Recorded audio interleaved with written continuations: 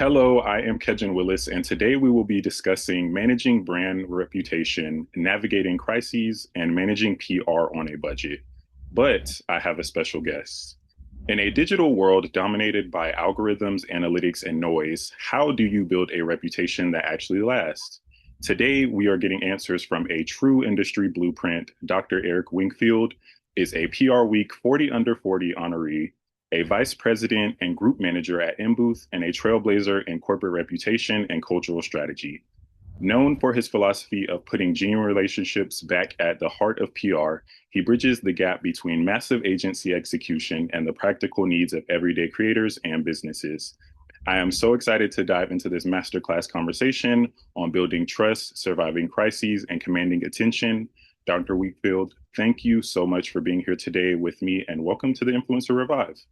Well, listen, thank you so much for having me. And I must say, with that introduction, I need to hire you to introduce me anywhere and everywhere I go because I'm totally honored. Thank you so much. It's so great to be here.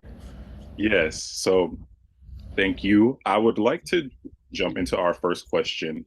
Sure. So, I love that the philosophy of yours about putting relationships back into PR. But for people watching who might be independent content creators or solo small business owners, what does Mhm. building a genuine relationship with an audience actually look like practically beyond just hitting post or uploading content? Sure.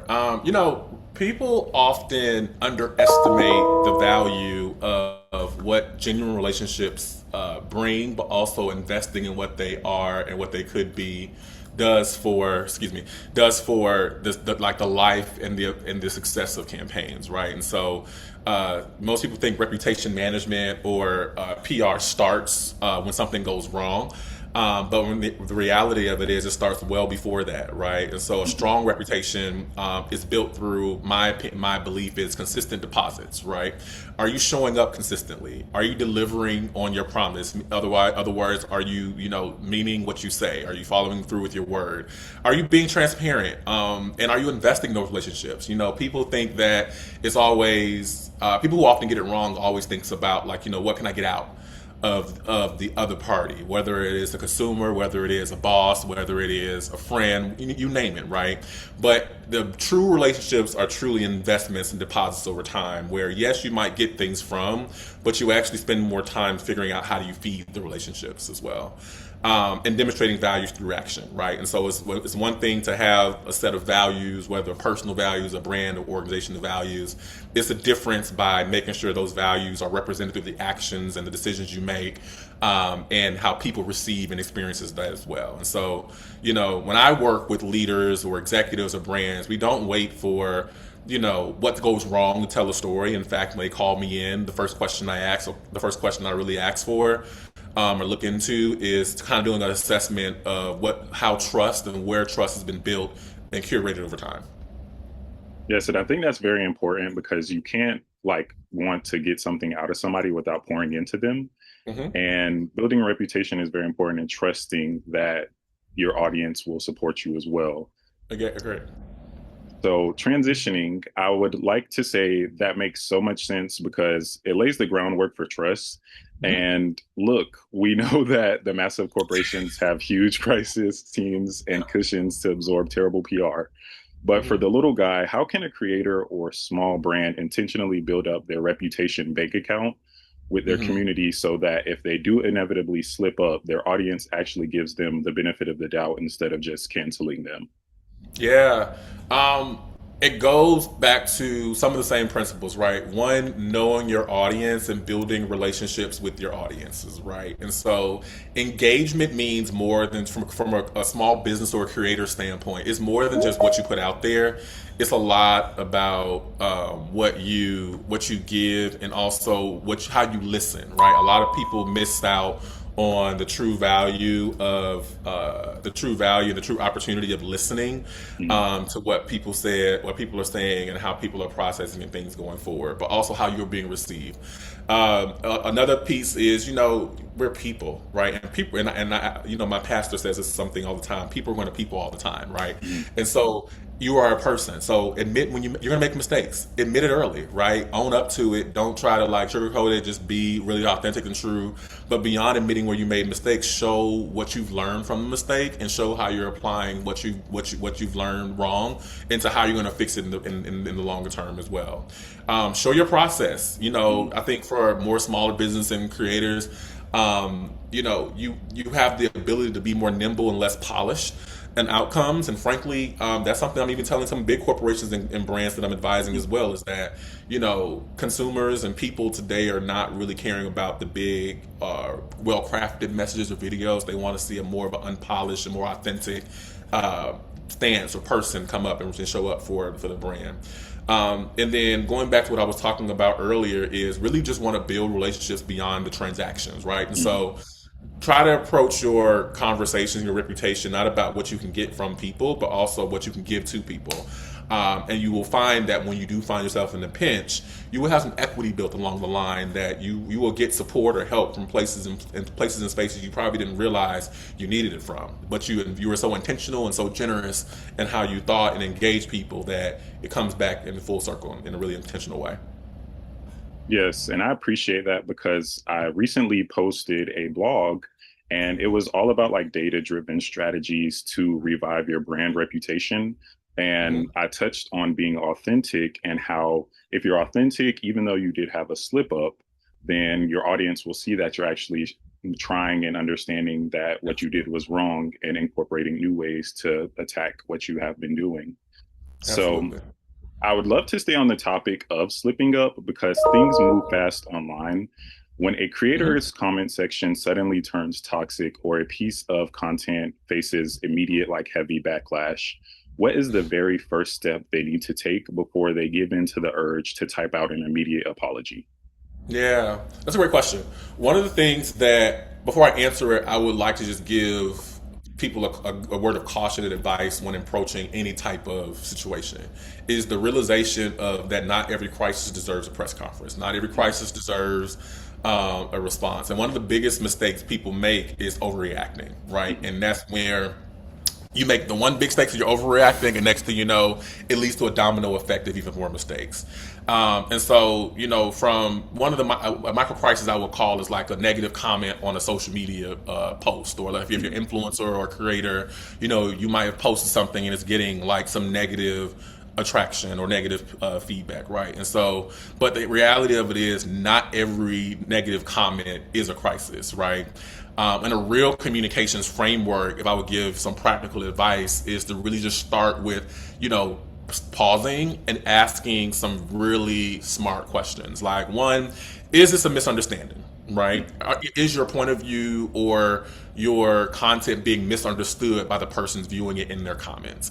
Is the feedback legitimate? Right? Is there some legitimacy to the feedback? Do you know the facts? Are you clear with the facts? Especially in this age where truth matters, and there's so many places where disinformation and misinformation exists. You really want to be intentional about really making sure that you're grounding and understanding, like, is the comment coming back from a factual place? Mhm. Is it a coordinated attack? Right? I've had a client, not at this agency, but in another life, where there was fed bots, if you will, that were really kind of attacking or being programmed to kind of attack certain pieces of content, Mhm. and it wasn't organic, it wasn't people, right? And so, is it a coordinated attack against a particular post, a particular topic?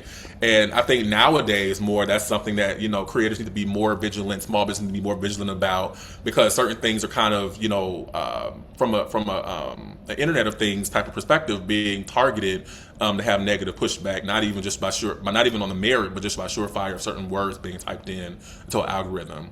And the last question I'll say is it simply a disagreement, right? Mhm. Because at the end of the day, like, this is a country where freedom of speech is still a thing, and people are entitled to not agree with you. Mhm. And I think I want to really push a personal point of that. Not everything is meant to be agreeable, and we don't have to always agree, right? I think, but there's always an ability for us to be able to disrespectfully disagree, and then understand like what requires an engagement and what does not. And so, take all those questions and ask yourself to do like three things: assess, acknowledge, and act. Right? Determine whether it's the issue is growing. Acknowledge if you made the mistake, and if you have, own it. And if not, like, move on. And then act. And like, if you have made the mistake, tell people what you're doing. But if you're not, just move on with your life and live your best life. Yes, and that's great because I will definitely be putting assess, acknowledge, and act in my arsenal, just to expand on. So I definitely appreciate that AAA acronym. Sure. But before there is like an emotional response that backfires, taking those three questions and assessing like what you actually should do is very important. But from a broader strategic PR standpoint, how do you know when a formal response is absolutely mandatory versus when replying to a localized call out is just feeding the trolls and magnifying a micro crisis into a Yeah. much bigger headline, which you kind of touched on before? Yeah, I would say starting with that assess piece, right? So Hmm. determining whether this is really an issue, and does this issue have some legitimacy, right? Hmm. And then this is where you don't have to do things on your own. This is where community is also supportive and helpful. But in community, it's important that you have broad perspectives to help you shape, a viewpoint that you might not see, right?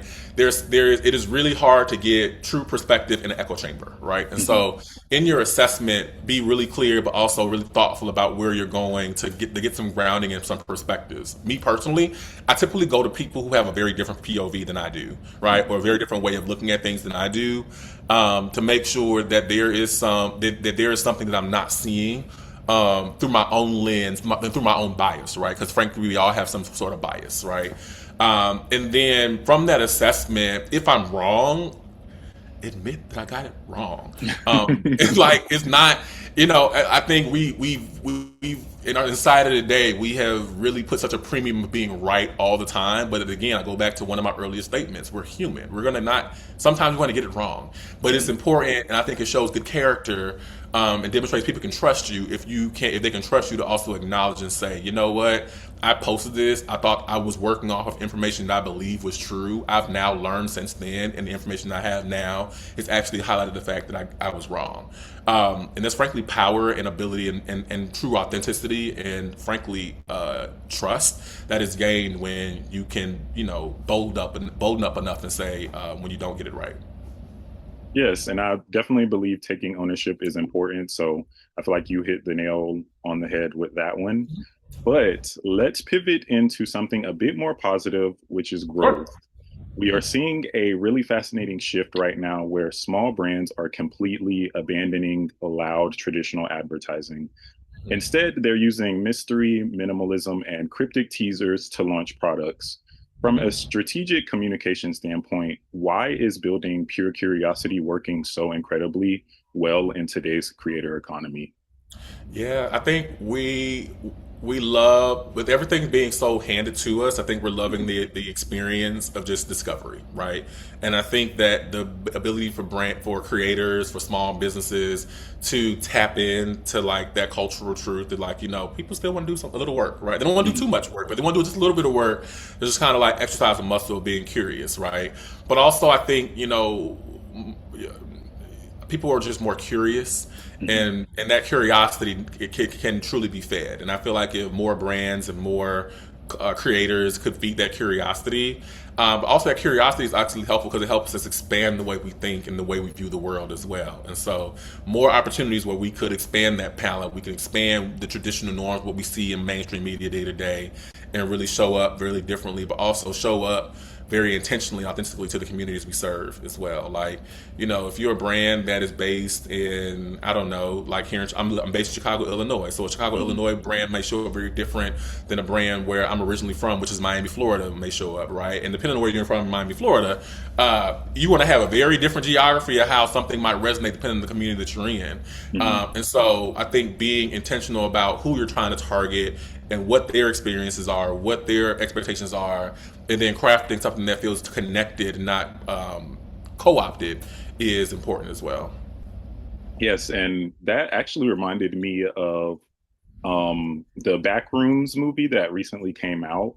It Hmm. was like advertising, but it was just random people in like these hazmat suits. And they were Really? going around like spraying doors in like random locations, and people would be recording them and posting it on social media. but it was generating buzz and getting the conversation and having a lot of engagement towards the movie Backrooms. And it recently came out, and there's just something in Gen Z that was just like going crazy viral. But that definitely resonates with me. And it really proves that you don't always need millions of dollars to make noise. So if a small business owner is watching this right now and they have exactly zero budget for a PR agency retainer, what is the single most effective way that they could go out today and earn organic word of mouth attention or get local journalists to actually care about their brand? Yeah, the biggest problem the biggest opportunity I see with small businesses that I engage with, I shop from, I frequent, but also that I follow is that many people think that media coverage requires big budgets, right? But many businesses think media coverage starts with the media list, with having a PR agency, having a press person, having a publicist. It doesn't. It starts with a story, right? And one of the things that attracted me in my passion of this field, like when I first got into it back at my undergrad days at FAM, was the ability and the opportunity of storytelling, right? Because stories is what connect us. Stories is what piques our curiosity. Stories is what draws us in. It what sparks the passion and motivates an action, right? And so I really would encourage businesses to ask themselves, like, what problem are you solving through your product, through your service? What trend are you connected to? And why should somebody care right now? Those are three tactical questions that kind of, if you really think about philosophically like what you're doing, and then also think about it from the lens of not only your own point of view, but also the point of view of those who you're trying to serve, you will find what comes is a very, very intentional narrative that differentiate your product and your moment in time and why you're existing here, and kind of create something that's actually worthy of kind of talking about and is more newsworthy. Yes, and I feel like that's kind of similar to our next question about being authentic and showing the value that you have in what you're doing. And I feel like that's gold for anyone that's trying to Yeah. scale their brand. So to wrap us up, I want to look at the landscape as a whole. Right Sure. now, algorithms and platforms are heavily prioritizing authentic lived experience and deeply niche expertise. If you are a beginner marketer or a brand new creator trying to break in, how can you position yourself as a trusted authority figure in your space when you're right at the starting line? Yeah, I think it's a human truth. One human truth. People connect with people before they connect with companies, right? And so before, like a friend of mine just launched a podcast where she is talking about politics, but she's doing so from a place of educating people on, just the process and what things are. But then she opened up the podcast, her first episode, of talking about who she is as a person, right? What her passion is and why politics is passionate for her. Then she pivoted into talking about, what she was offering in her product, right? She was talking about that this is going to be a very authentic take on who she is. She is going to give both sides of like what you may hear of both sides of like a position. And then she's like, I'm not like, she doesn't believe in neutrality. She's gonna go ahead and give you her point of view but you can see her point of view with also seeing the other side's point of view as well. And then she's moving into like her purpose of doing this is she wants people to be more civically engaged.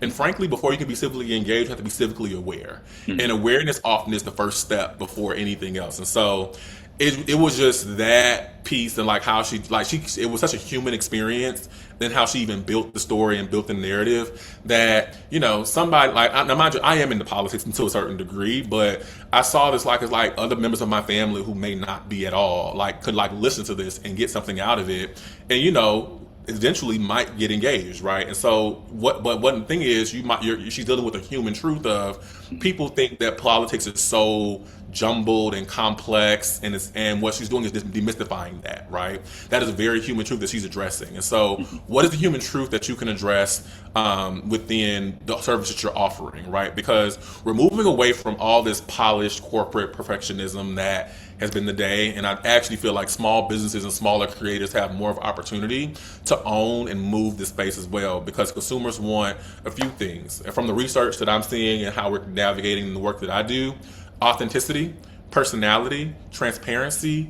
But this fourth one is frankly the most important, is consistency, right? And so like, are you like people? We don't do too well when you switch up too much on us, right? We don't want. One day, you loving the sky is blue. Next thing you know, you talk about the sky is purple. Like, it's just weird, right? Yeah. If I can anchor it in, like, if being from Miami, like one time you like to take I-95. Well, nobody take I-95, but like if you want to go one direction all the time, but now you're trying to switch it up and go a whole different way. Like, people don't like that inconsistency, and so yes, be authentic, be yourself, have a personality, be transparency, and be consistent. And the one caveat I will say is that from a creative standpoint, we recognize you might be discovering your voice and your personality and yourself as creator. Mhm. That's fine.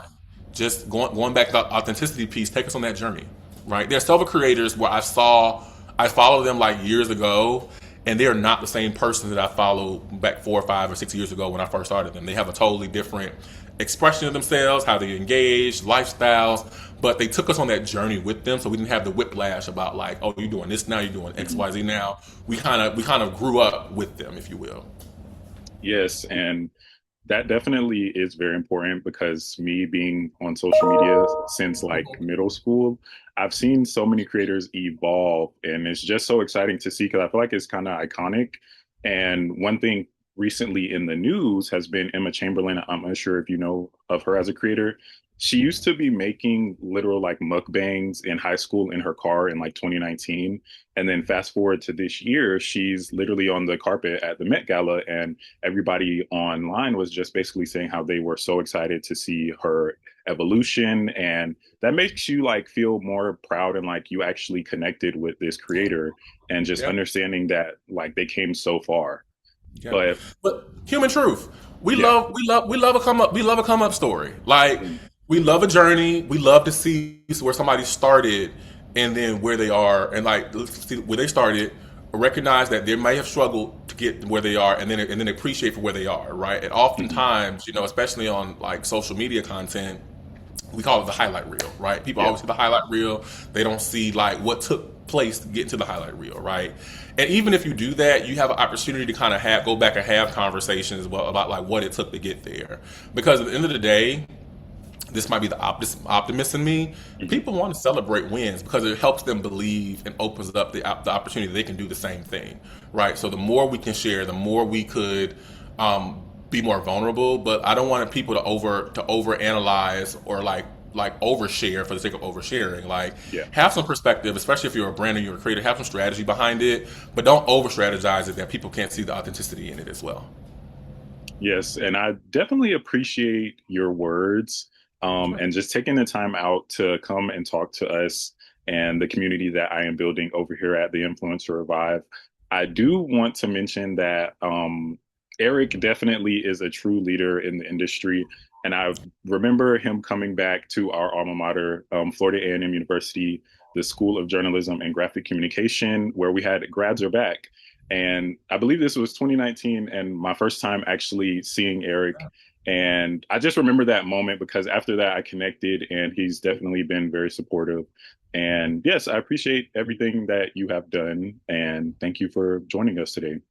You're so welcome. I'm so excited to see your future. I'm so excited to continue supporting you on that.